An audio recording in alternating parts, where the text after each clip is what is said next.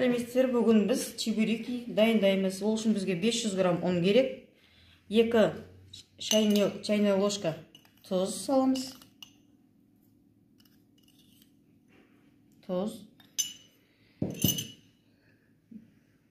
Араластырып аламыз тұзбен. 2 столовая ложка сұйық май. Араластырып аламыз.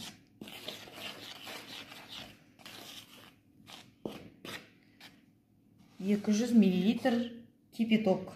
Соз қолымыз күйіп қалмау үшін біз бұлай құямыз, қасықпен араластырып аламыз.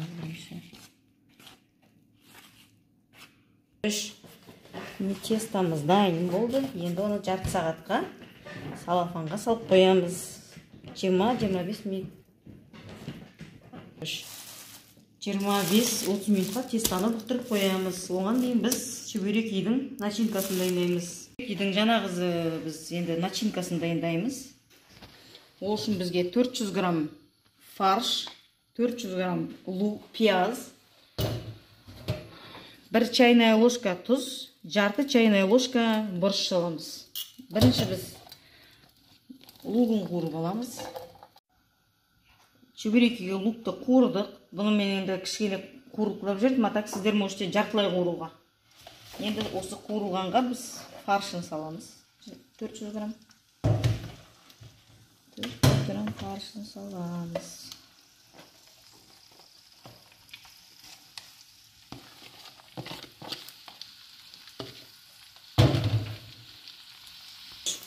Мұнда мен 1 чайная ложка тұз, жарты чайная ложка бұрыш суын салып жібереміз. Осының бәрін қуырамыз бірге енді. Жартылай қуырамыз. Қалған уже чебуреки пісіргенден басан көптеміз. Міне біз жартылай фаршымызды қуырдық. Қатты қуырмаймыз фаршын, жартылай қуырамыз. Жартылай уже чебуреки істегенде қуырамыз до конца. Міне жаңағы біздің начинкамыз дайын. Міне дайын. Чебурекиміздің біреуін кішкентай қып, кімге жаңағы чебурекиміздің начинкасы міне дайын. Біреуін міне кішкентай қып, біреуін үлкен қып. Размерін қойдым. Әде кімге қалай ыңғайлы. Біреуі кішкентай чебуреки жақсы көреді, біреуі үлкен чебуреки жақсы көреді. Әркімге қандай размер керек, солай қып жасап аласыздар. Мынау кішкене суыйды, суығасын осылай сала бересіздер.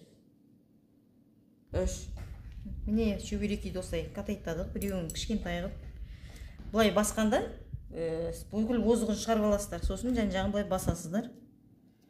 Бұлай басасыздар. Мынаны тоже озығын шығарасыздар, сосын екі жағынан басасыздар. Чебурекиден бұл. Екі жағынан бұлай алып басасыздар. Міне чебурекимізді қуырамыз.